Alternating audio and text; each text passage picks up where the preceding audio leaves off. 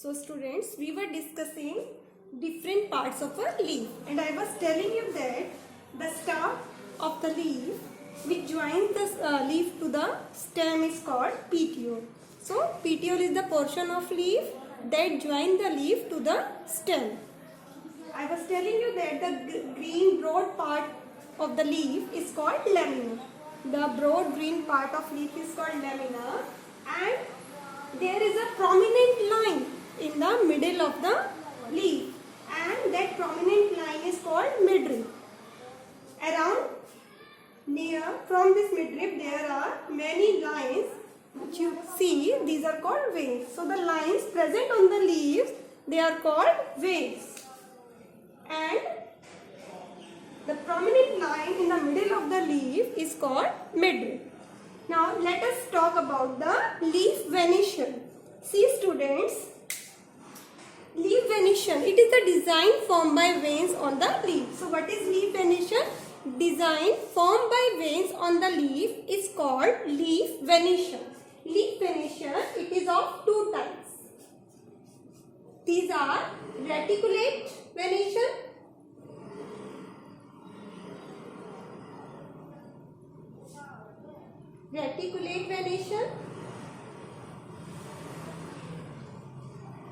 and the other one is parallel venation.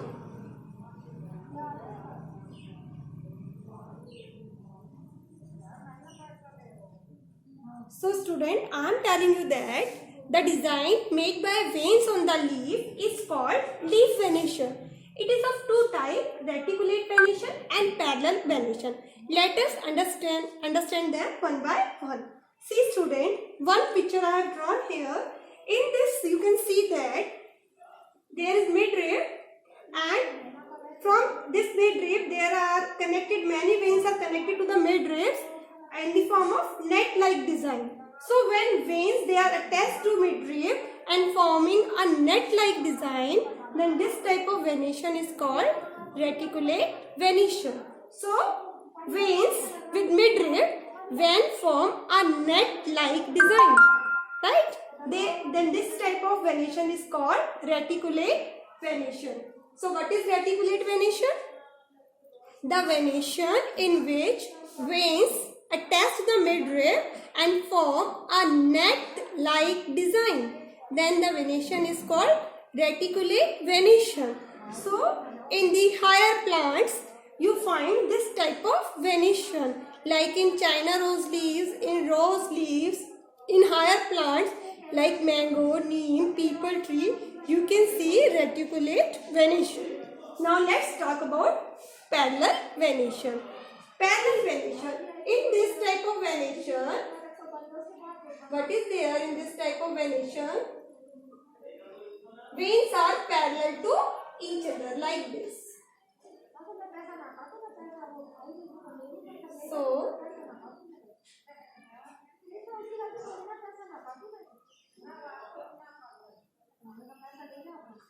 So when the veins are parallel to each other, then this type of venation is called parallel venation. In parallel venations, veins are parallel to each other, and this type of venation we can observe in grass and the plants which belongs to grass family, like you can see the leaf of wheat, paddy, which we generally call rice or paddy, you can say, maize, bajra. If you see the leaves of these plants, they have parallel venation. So now you have learned that venation, leaf venation means the design formed by the veins on the leaves, and it is of two types, reticulate venation and parallel venation. In reticulate venation, veins with the midrib form a net-like design, and in parallel venation, veins are parallel to each other. And this parallel venation we can observe in grass and other plants of grass family. And reticulate venation we can observe in higher plants and shrubs like rose, China rose, and many more. Clear? Now let's discuss about the important function of leaf. The most important function of the leaf is photosynthesis. Leaf perform photosynthesis and prepare food for the plant. So the function of leaf, the important function of leaf is to, we are talking about functions of leaf, and the most important function of the leaf is that it prepares food for the plants. Leaves, they are called food factory of the plant. It prepares food for the plant by the process of photosynthesis. So what is there in the photosynthesis? You have studied in your previous class also that photosynthesis is a process in which green plants, with the help of chlorophyll, actually the chlorophyll that is present in the green leaves, it captures sunlight, and with the help of carbon dioxide and water, leaves prepare food for the plant. In the process of photosynthesis, chlorophyll, sunlight, carbon dioxide and water, these four things are required and they form the food for the plant. And this food is not utilized by plants only. All other animals who are consuming plant, they are also getting energy from this food.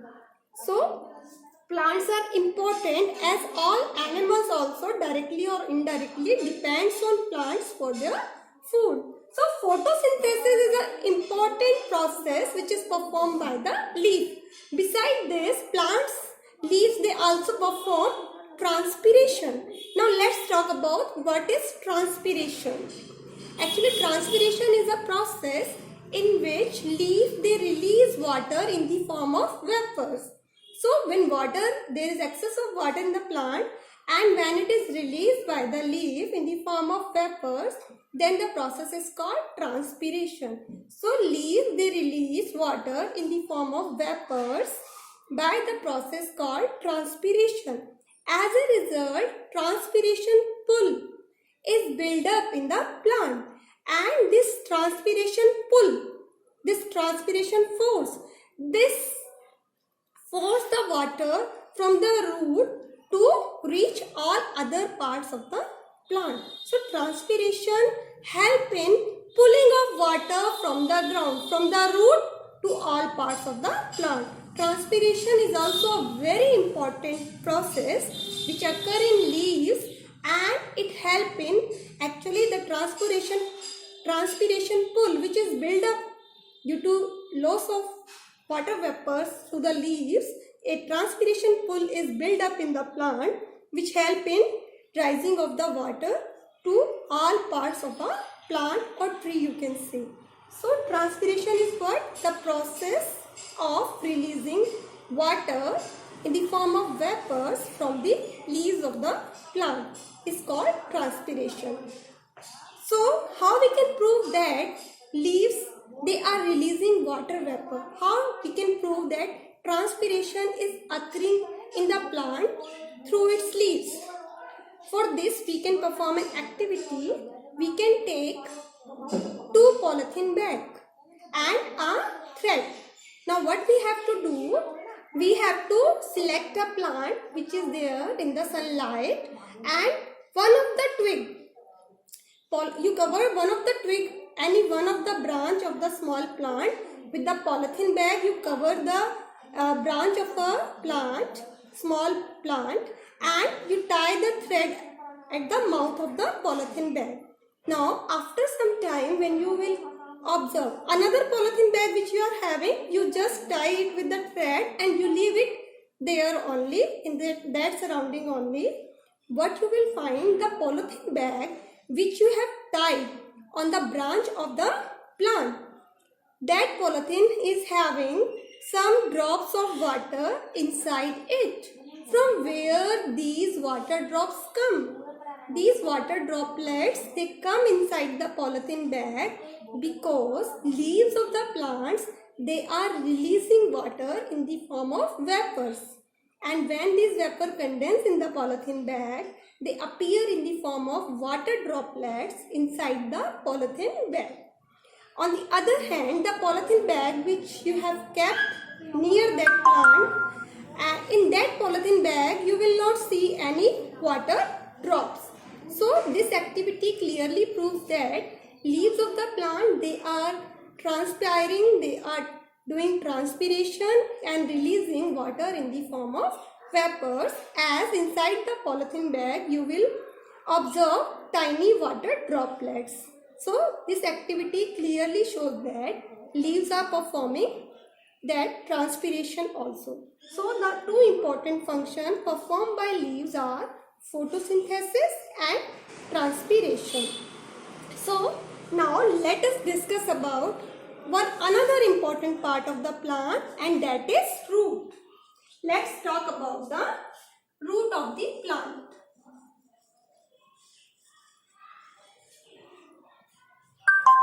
In plants you will find mainly two types of roots are there. One is tap root. Root is that part of the plant which is below the ground. Roots are found below the ground and they are very important for the plants as they absorb water and minerals from the soil. So I am telling you that there are two types of root. One is tap root. One is tap root and another one is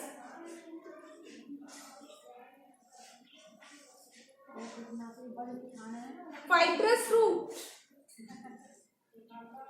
So there are two types of root you will find in the plant. Some plants they have tap root and some plants they have fibrous root. So some of the plants they are having fibrous root. So we all are aware that important function of root is to hold the plant tightly in the soil. They firmly hold the plant in the soil. Root help to anchor the plant in the soil. It tightly hold the plant in the soil.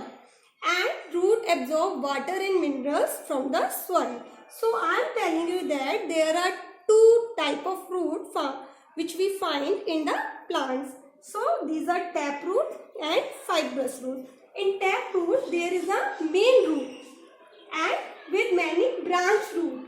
These branch root are called lateral roots.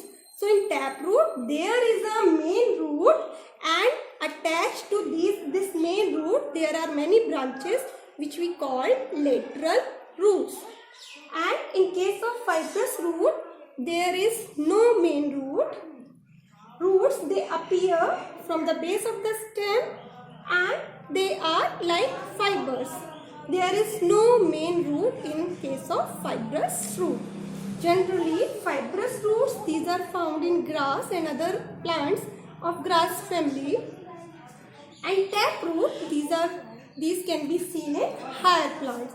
And one more thing you will observe that the plants which are having reticulate venation. Listen carefully. The plants having reticulate venation in their leaf, they have taproot system. There is connection between these two.